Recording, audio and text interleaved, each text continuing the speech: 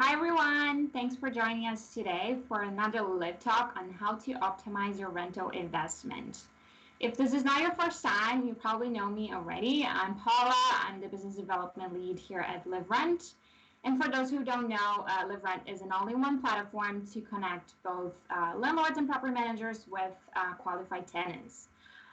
On liv.rent, you can not only list your properties more effectively and professionally, but you can also screen tenants, sign digital contracts, and even receive rental payments online.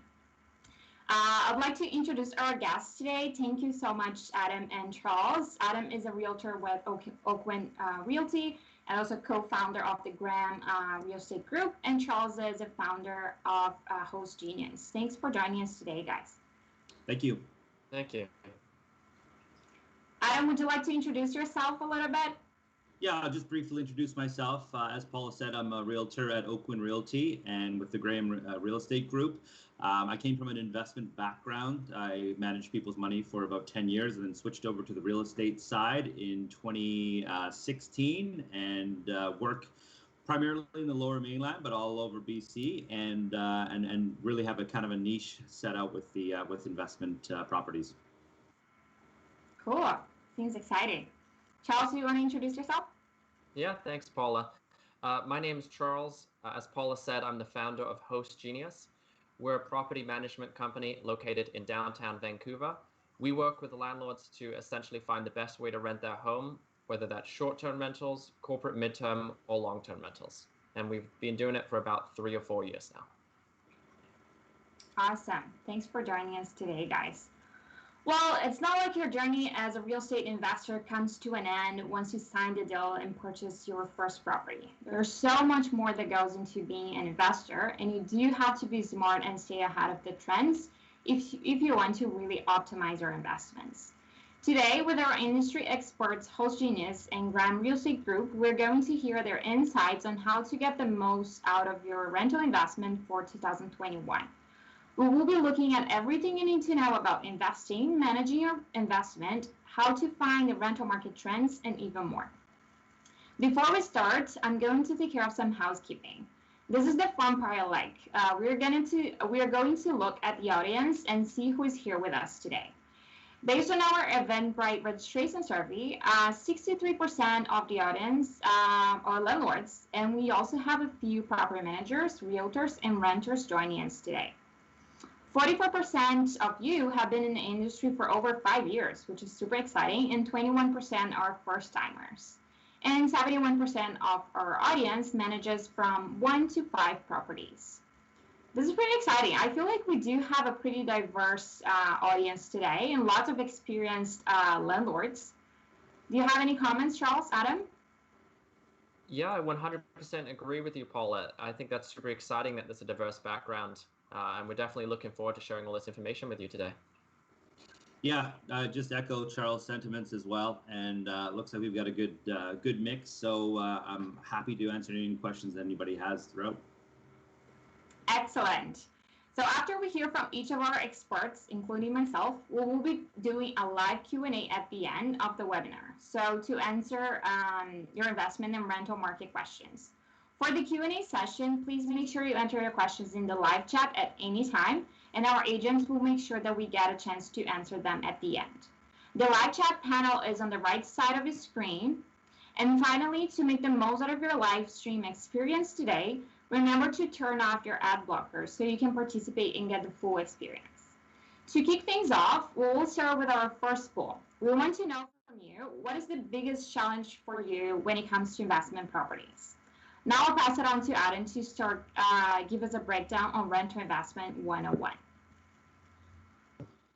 Awesome.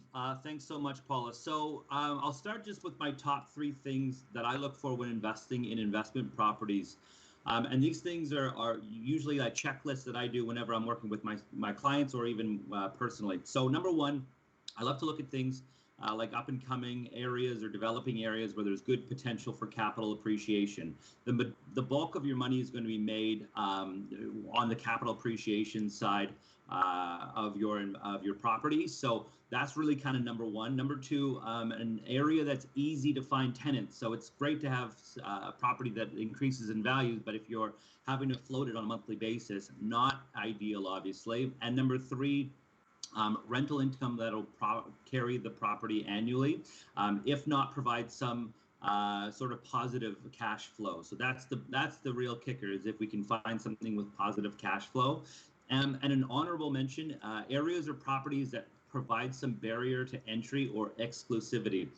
And I'll give you one example. Kelowna has a very strict short-term rental property zoning, and there's only a couple areas that you're able to invest in Kelowna on the short-term rental side, and we see really good rental rates on short-term rentals. And so if you can get into those areas, or specifically into some of the better buildings, I think you're going to find all three, if not all four, including the honorable mention, in those areas. So those are the three things plus one that I really look for when I'm investing in properties.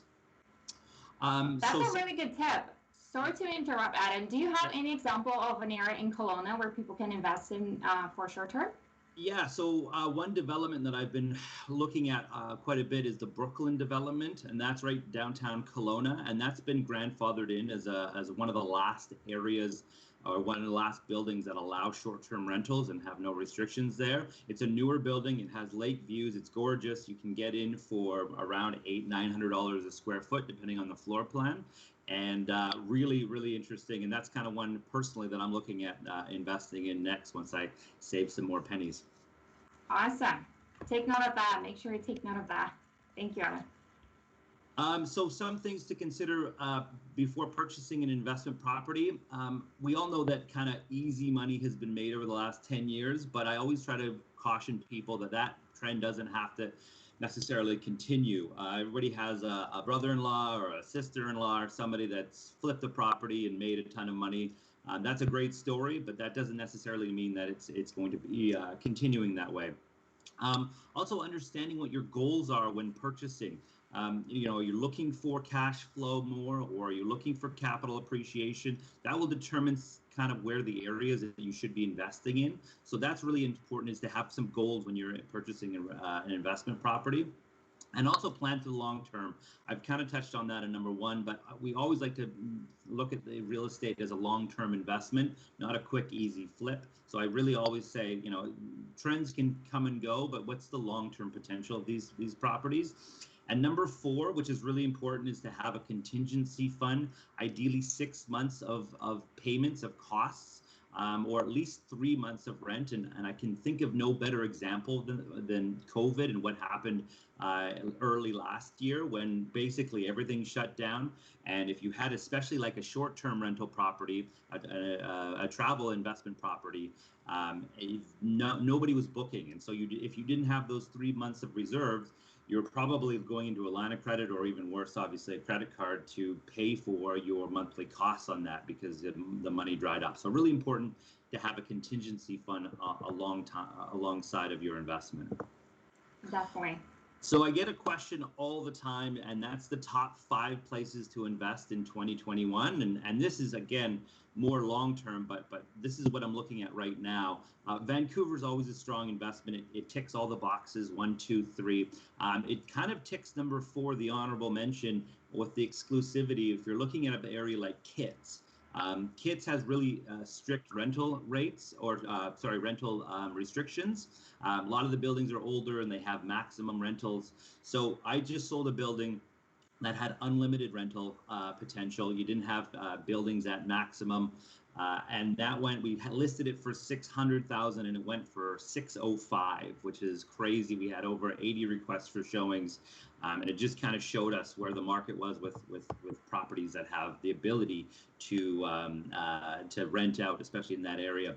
Kelowna, I touched upon that a little bit. I won't go through that again. Chilliwack and Mission, we're seeing still properties there in the low 100s in some cases, and I'm talking more the attached 1-bedrooms. But we're seeing really as Vancouver gets more and more expensive, areas like that on the capital appreciation side are very attractive. So Chilliwack and Mission. Whistler, I've personally invested in. Whistler's a place that's going still on fire right now, and I think it's going to be right now. It's tough for rentals. I'm floating my rental right now quite a bit on a monthly basis. But when the borders open up and when international travel happens again, it's going to be very, very lucrative on both the capital appreciation and on the monthly income side. And Squamish, again, kind of a COVID story, as everybody seems to be moving on from the city. People are moving into areas like Squamish that's developing. It's halfway between Whistler and Vancouver, and the rental rates are great. Again, when Whistler kind of bounces back on the tourism side, we're going to see a lot of the workers go back, and they can't afford to live in Whistler. They have to go somewhere else to rent to be able to live up and work up in Whistler. So we're looking at Squamish being very good for rental rates eventually. So those are kind of 5 areas. There's a lot of other ones, but those are 5 areas that I'm really keying on right now. And so then kind of it builds into the next thing, which is I want to start to build my portfolio, but what's next? So I always say go to a mortgage advisor first for a pre-approval, see how much money is in your jeans when you go shopping. Hire a trusted realtor. That's really important because you want to make sure that somebody has some experience in the investment market. There's a lot of different types of realtors out there, and there's a lot of really great ones. But somebody that has some sort of an investment angle or an investment eye would be really ideal for a lot of people. So I've put in, and I won't go through all of them, but some of the questions to ask your realtor when you're hiring somebody. I think these are really important questions, and getting some sort of like even a testimonial, or even if like I sometimes say, if you want to talk to some of my past clients, I'm more than happy that to do that, and my clients are more than happy to talk to somebody that's looking to work with me to make sure I'm properly vetted, and then it's kind of just starting the search, and that's what a realtor can help you do, is start looking at an area, depending on your budget, depending on what your goals are. A realtor can help you kind of hone in and refine your search, and eventually, hopefully, find that dream property that you've always wanted to invest in. Wow, thanks, Adam. That was really insightful. Let's take a look at our poll results from earlier. Apparently here, 86% of the audience voted that knowing where to invest is the biggest challenge when it comes to investment properties. I do understand where people are coming from. Knowing where to invest is really tricky, and hopefully all the 5 top areas that Adam shared with us will be able to give you a hand when it comes to deciding where to buy. I love the Kelowna tips, by the way. Yeah, it's a unique market. I see a lot of tech companies going up there. You've got a university up there as well too, which is great for rentals. You've got some short-term property advantages up there that I spoke about, and you've got a beautiful area up there that's, I think, only going to get more and more popular, especially now that they have an international airport up there. I think you're going to see people from all over the world coming into Kelowna to enjoy the lifestyle. Oh yeah, hopefully soon. We actually have a question here from our chat from Julie. She's asking, how much can you rent a Brooklyn development for in Kelowna? So the Brooklyn development, yeah. So the Brooklyn development is more for short term. So I mean, you can rent it long term. There's no restriction on renting long term, but that's for a short term development is really good, especially in the summer, because you're going to be able to compete with hotels on a nightly basis, which is advantageous. So, to kind of answer your question, long term, you're probably, if you're over a year or over, you're probably looking at rental rates on a 1-bedroom of around $1,750, 2 bedrooms maybe in the low 2,000 to 2,200, depending on if it's facing the lake, if it's not. So you're probably looking at it in that range, and then in the short term, I've done kind of analysis. It's a new development, so I don't have any hard numbers to say this is what I've seen, but I think you're probably looking at $4,000 to $5,000 in the peak seasons, and probably similar to long-term rental rates in the non-peak seasons for short term. So the short term, there's more management to it, but there's definitely more income to it as well. Potential. Yeah. Great insights for sure. Moving on to our next poll, we want you to reflect on how you market your rental. How confident do you feel when with your current lead generation tactics? Let us know. Now I'll pass it on to Charles to start a conversation on how to market your rental to generate quality leads.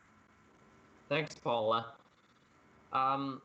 One thing I'd just like to add to that previous point before I jump into about property management, and something that's quite exciting for the short-term rental market, is that prior to COVID, short-term rentals were competing with hotels, and they always will be.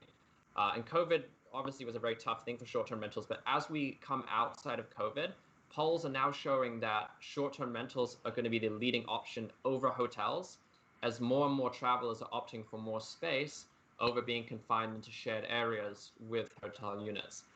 So I think the future of short-term rentals is really exciting, especially on an investment point of view. Just something to keep in mind, which is just adding on to the points that Adam said. Absolutely agree. So let me just jump in to my points about marketing and getting a rental up. I'm going to start off with kind of less of the fun stuff, but stuff that you do have to know, and it's important to keep documents on, is getting the necessary documents in place and licensing. What I'm going to be speaking on is going to be for the Vancouver market and Greater Vancouver. I can touch a little bit on Whistler. We don't operate in Kelowna, so I wouldn't be able to touch on that. So number one is you want to take a look at your licensing and regulations in the area. So both with short-term and long-term, you do have to go to the city of Vancouver and get a business license for that and a rental license. It's easy to do, but it's something that you do want to do at the very start, so there's no delay of when you are ready to start hosting tenants or guests. With a short-term rental license that's under 30 days, anything above 30 days is no longer short-term. So even if you're doing 31, 32 days, that's more on the long-term side, although we at HostGenius like to define that more as a mid-term rental. Then if you're looking at the longer-term rentals, when you make those relationship with tenants, you're going into a residential tenancy agreement. So get up to date on information on that. Know that you can't, for example, do first and last month rent up front. Know that you can only do a 50% deposit unless they have a pet. Know these things ahead of time, so when you build these relationships with your tenants, they're long-term relationships because they're built or following the bylaws at the very beginning. We get that question a lot, is how do you build those long-term relationships? Start by finding the right tenant and building relationship of respect at the start. Then move on to the building rental limits and restrictions. So Adam was talking a bit about buildings and short-term rentals. It's the same in Vancouver. A lot of buildings have a minimum of 3 months, 1 month, sometimes 6 months. But take a look at those rental restrictions and work within them, because you don't want to go around your strata. Some are actually nightly rentals as well.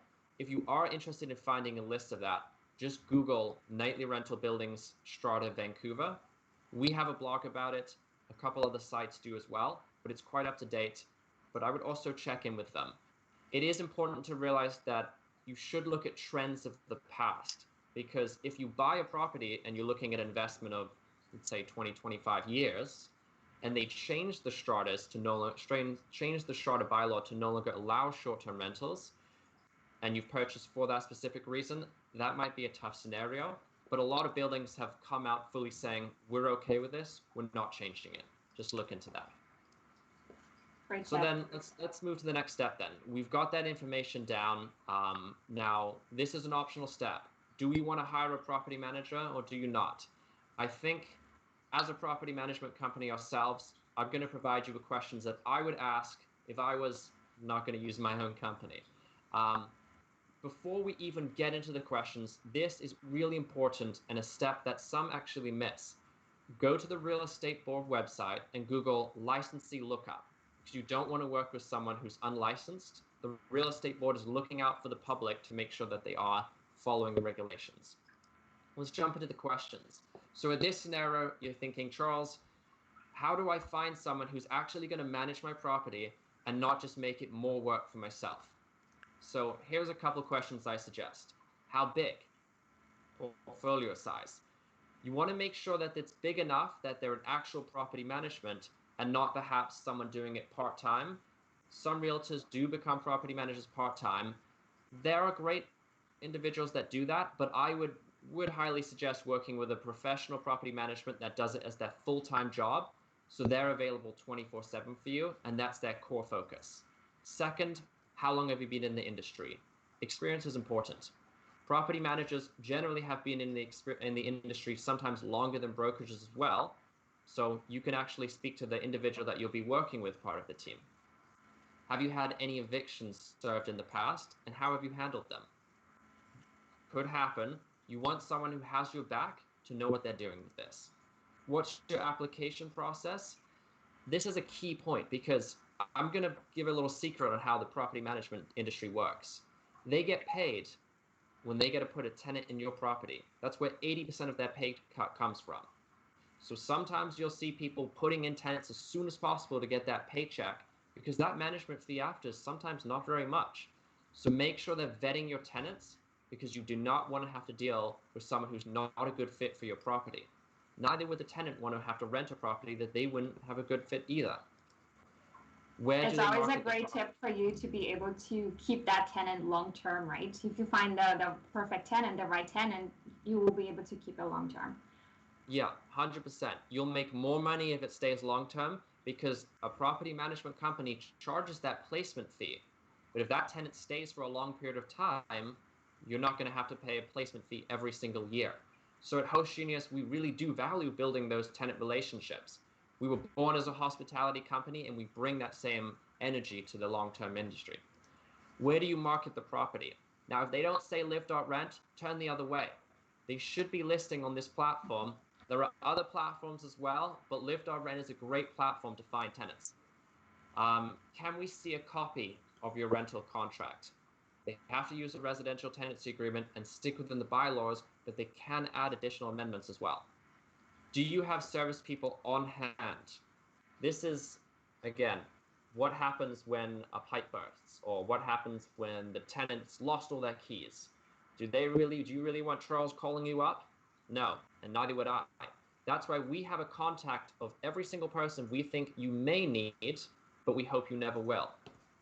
And then last one, what's your emergency procedure? And I think this is one of the most important ones. A lot of companies will say, well, we're 24/7. Anytime someone calls, we'll answer. You could be devil's advocate, call them at midnight and see what happens and don't feel bad again. You don't want to enter a relationship where you can't have someone handling your back at midnight. So let me just quickly go through the rest here. Tips for advertising your rental. Number one, competitor analysis. You can grab that from liv.rent. Take a look at what other people in the same type of rental are doing. What rents are they charging? How are they marketing? All the details of the listing. Make sure you're being competitive. Optimize the listing. How do you do that? Great photos. You don't have to hire a professional photographer for this. Get your phone out, put it in landscape mode, take it with good lighting. Next, sell the experience and the neighborhood. When you're buying this property, it's most likely for an investment purchase, but when the tenant is moving in, they're moving in for their home. Virtual and video walkthroughs. The way that tenants are shopping for rentals has changed. They're no longer planning on viewing 20 or so apartments. They would rather cut that number down to 5 if possible. Make sure that you're not one of the 15 they cut off because you don't have the option to easily view that place. You could offer incentives as well if it's difficult, maybe including utilities, discount in the first month. And here's a fun way on liv.rent's platform. And I'm not going to talk too much in detail about this. You can actually find what tenants are looking for and reach out to them directly. Last step here. At this point, listings marketing, you've got a property manager or you're doing it yourself, and a tenant's like, Joe, I want to move into your place tomorrow. What do you need from me? And this is what I think you should ask for. Landlord checks. Have a conversation with the previous 1 or 2 landlords. Did they pay rent on time? Was it easy? Did they report any damage quickly? Or did you walk in at the end of their tenancy and it was necessarily not a great condition? Credit checks. You don't want to be competing with someone else's debt. Employment checks. Income ratio. Liv.rent helps with this as well, but you should ask for this information if you're doing on other platforms, just so you're aware of the tenants moving into your place and is it a good fit for them. I think this is beneficial for all parties because you want the tenant being able and comfortable to pay your rent and stay at the home. And then you could ask for bank statements as well and check a little more due diligence. I'll leave that side to you there if you're doing it independently, but we do have a thorough vetting here. That's kind of all I wanted to talk about today. We basically took you from getting set up for the rental to getting your tenant. Any more information, drop a question in the Q&A or reach out to us directly. Thank you. Excellent, Charles. Thank you so much. That was really resourceful. Let's take a look at our poll results from earlier. Apparently, 75% of our audience voted that they do feel confident with their lead generation tactics. Hopefully, after this webinar, you will be able to feel 100% super comfortable with the lead generation tactics. Charles, Adam, do you have any comments on that? Let's see how. I think 25% are neutral. Well, I think I've given some of the recipe to turn you guys from neutral to confident, so I hope that helps. Absolutely. Adam, do you have any confident? Do you have any comments? How confident are you with your own lead generation tactics? Well, I use mostly social media and then some other platforms, but yeah, very confident. And if anybody wants to chat about what I do, I'm happy to take their questions. Awesome, thank you. Moving on to our last poll, we want to know, where do you get your rental news and reports from? Cast your vote on screen and let us know in the live chat. So investing in real estate can be super stressful and time consuming. We all know that. Some investors would say that even having a few rental properties can be definitely a full-time job. So having the right tools in your toolbox is really going to be important for your success. When you're thinking about strategies to maximize your rental investments, there are three main things to look at. First one, the latest rental stats. What's happening across the rental market? The second one is rental news and resources. Staying up to date with what's happening across the rental industry to help broaden your knowledge and keep up with the industry trends, as both Adam and Charles mentioned. And the third one, of course, the top rental market trend of 2021. Digitalization and automation. How digital tools and automation can help you optimize your rental investment and, of course, save time. The first one is what's happening across the rental market. As Adam mentioned, knowing the rental potential of the property you are thinking of buying is super key.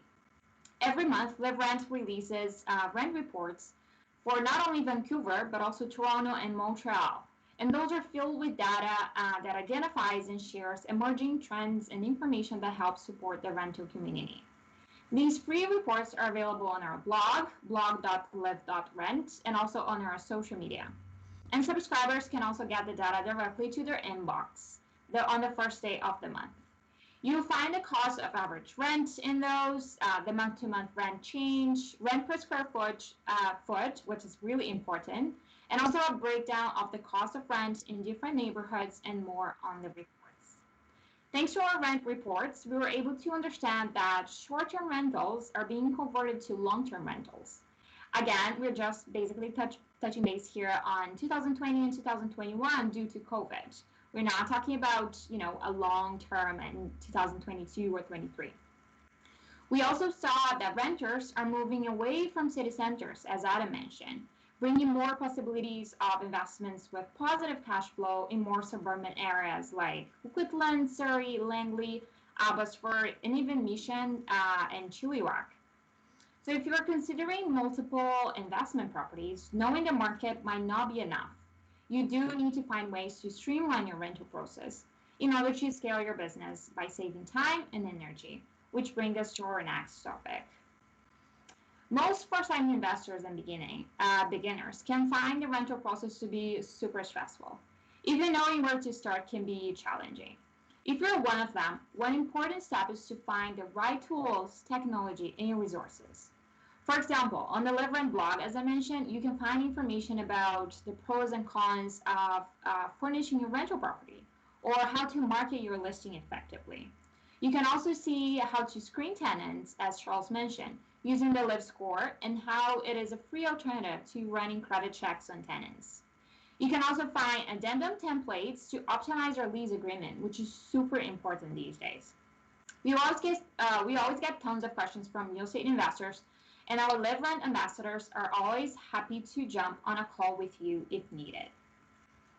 Finally, I'll talk about digital tools and automation that can help you optimize your rental investment by streamlining your processes so you can save time and scale your business. So if you have a 1 to 2 properties, pay attention here because you will be able to increase that number to 5 or 10. Digitization can help you attract and screen the most qualified tenants. It can be hard to find a dream tenant, as we mentioned before, but they are actually your ticket to success. Also, as Charles mentioned, marketing your rental property is key. It's up to you to sell not only the unit, but also the neighborhood, the building, amenities, and the experience of renting with you over other landlords. Renters will also want to explore video tours, 3D VR tours, floor plans, and see professional pictures. It is an investment that will definitely pay off in the future. And now you can do everything in just one place with only one platform like liv.rent. On the liv.rent platform, you can create your listing in just 3 minutes and by taking advantage of our database of over 15,000 buildings in the top 4 provinces in Canada. Plus, which is a bonus, you can also syndicate your listings to not only Craigslist and Kijiji, but also Facebook Marketplace, which is super hot right now, and even WeChat groups. You can also take advantage of our feature listing service to boost your marketing results by more than 150%, which is crucial, especially now during COVID. Another automated feature that sets liv.rent apart is our suggested tenants feature, which Charles just mentioned, where we match you with tenants who are searching for listings just like yours.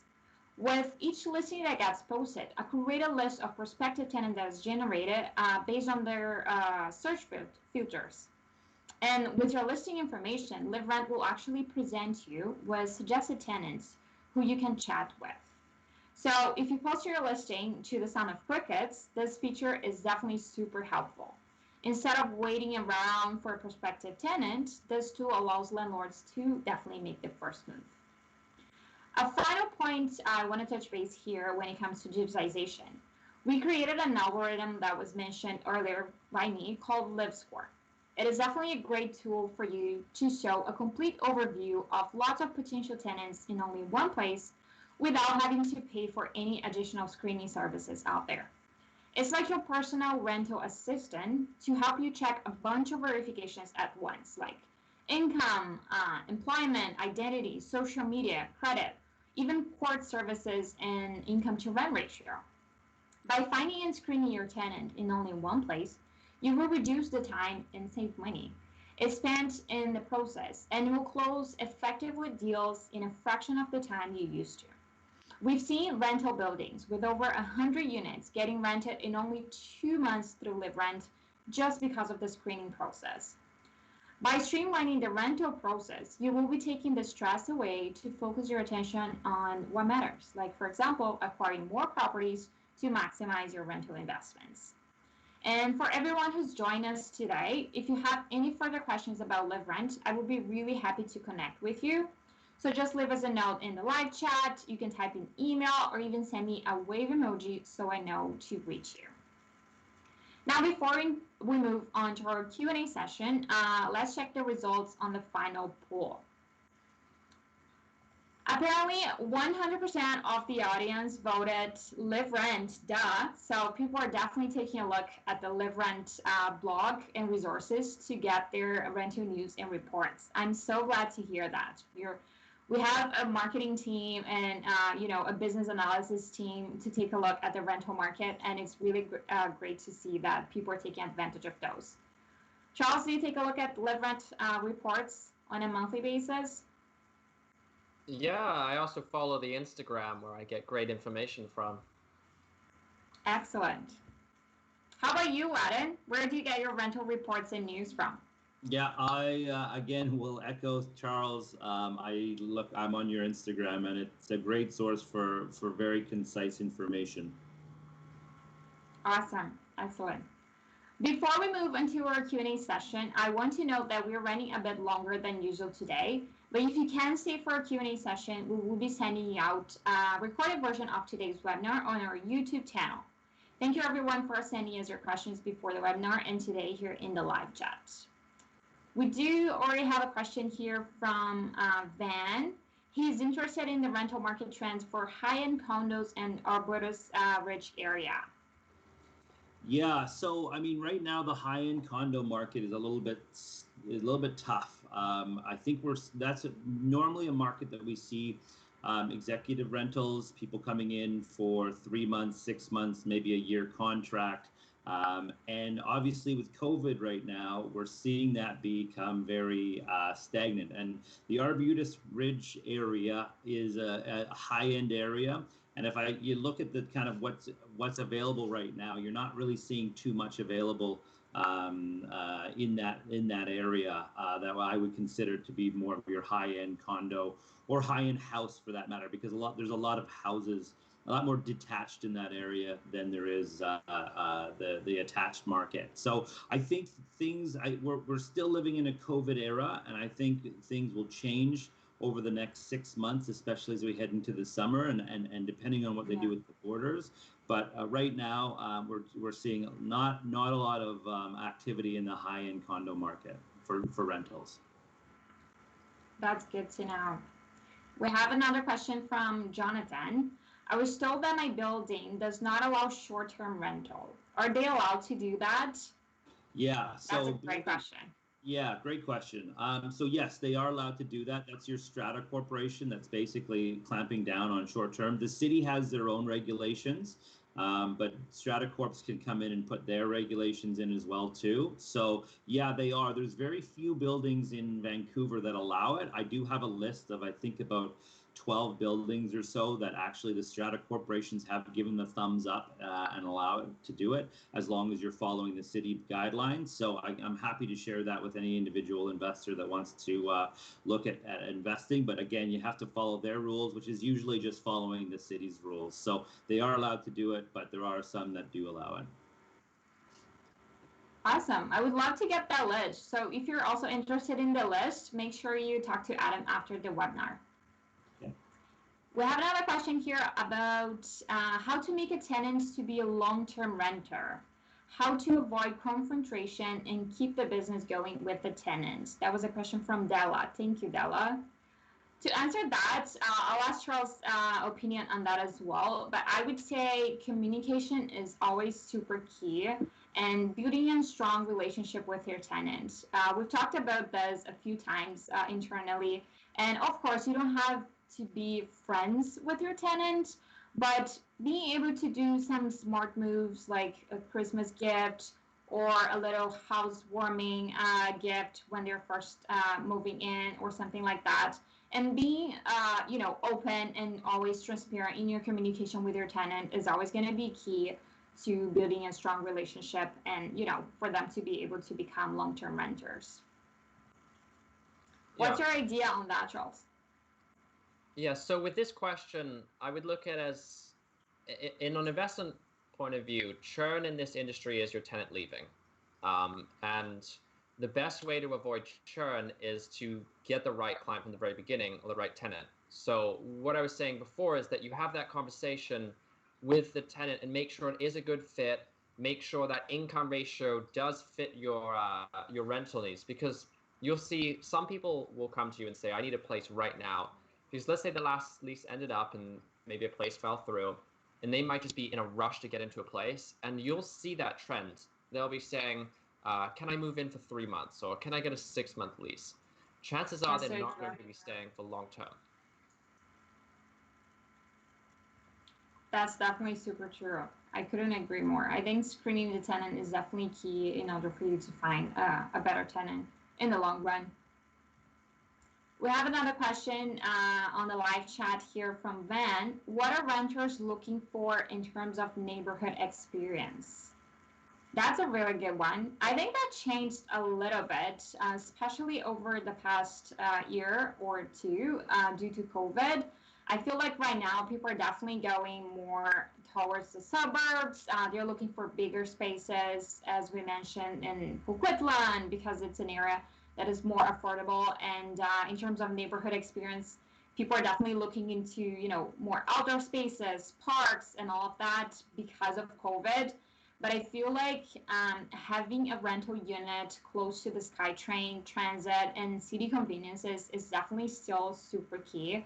So downtown Vancouver, Kitsilano, as Adam just mentioned, are definitely great opportunities because people love being in the center. We've noticed that as well. There's a lot of people moving out of downtown with work from home. I think there's a shift in business, even after we give the thumbs up to come back to work full time. People will still work from home, and if you're working from home, you have that additional space required to set up that office. If you're there for another 8 hours per day, you're not going to want to necessarily be in 500 square foot. If you can get the same for the same price, 800 or 900 square foot. So we've seen a horde of downtown landlords coming to us saying, Charles, we're having a tough time renting our place downtown. And on the other side, our New West properties are renting within days. It's probably the easiest place to rent a property right now, at least we found, is New Westminster right now. In terms of a general thing, I think grocery stores, distance to that has always been a big positive. Personally, when I chose my place, it was the distance to, funny enough, Shoppers, 7-Eleven, and a grocery store, and Evo. And for families at schools, that's a big one for families. True. What catchment are they in? That's big. For me, a big one is to have a McDonald's in front of my house. We have another question here from Vicky. What is your opinion on handling pets for rentals? Is there any way I can screen the pets? That's another great question. Should I just jump in on this one quick? A lot of buildings do have requirements. So weight is what we've noticed is the biggest thing. This is a funny one. When I used to rent a place a long time ago, I actually provided a reference to my dog. It wasn't for residential, it was for hotels. The hotel we stayed in a lot, they give a reference to other hotels that we stayed at about how the dog was just very well behaved, very clean, no problems at all. I don't know if that's reasonable to ask for a reference for your pet, but that's just a funny way we've seen. But I would say look at the weight. I know there's some people who check breed too, and you can get tests. A building we have doesn't allow certain breeds of pets, but those are just I heard that too. Yeah. Yeah, on liv.rent, you can actually also have, as a renter, they do have the ability to have their pet resume, which is a place where they add all the information about their pet, including the picture, a little bit of references, the pet size. It's a great way for you to understand a little bit more on the pet that your potential tenant have. Nice. You guys thought of everything. We did. We have another question here from Nick. Should the property management company provide a copy of the tenant background check to the landlord? I think that's a good question for yourself. Yeah. Yes, in simple. So when you do that information on the tenant, the property manager will tell the tenant this information will be shared with the landlord. I don't think you should not know who's moving into your home. It's a big commitment here. So we basically build that profile on them, everything down. Basically that whole list I told you, we build that profile. We even actually send you the references. So if we have a call with a landlord, we say, this call is recorded. They talk. We send all that over to you. And I think that may sound kind of ridiculous. Why do I need to listen to the reference? If you listen to it and they're just saying it's a great tenant, do I need to listen to it? You don't need to, but I think that human-to-human connection goes a long way. And it just makes you more confident and comfortable with that person moving into your home. Because a lot of landlords we work with, they'll be living in, let's say, the basement suite or the laneway. So you want to know who's living there, regardless. Yeah, for sure. I couldn't agree more. We have one more question from David now. What's your screening and what's your screening and showing process to avoid no-show appointments and get all the info from good prospective tenants? That's also a very good question. That's actually pretty tricky too. Yeah, here's my 2 cents on that. So what's the first part? So what's your screening? So that we do the same and showing process to avoid no-show appointments. That's a good one. And this is, I think, a very small thing that we do with showing, because we don't want our team going out there if they're not going to show up. And you want to be mindful of your own time. Here's two things. You could set, number one, I send a calendar invite. And this works for all business things. If you're having someone meet you there, the way higher chance they're going to show up if they accept that calendar invite, because they're not going to come to Saturday at 1 p.m. and be like, shoot, I forgot about the showing. I'm not going to text them saying I'm going to be 30 minutes late. That's kind of embarrassing. I'm just going to ghost them. And also call them the day of. Joe, are you coming today? Just double checking. Because if they answer the phone an hour before and say they're coming and not coming, you probably didn't want them anyways. But it definitely increases your chances in that. And the last one, get info from good tenants.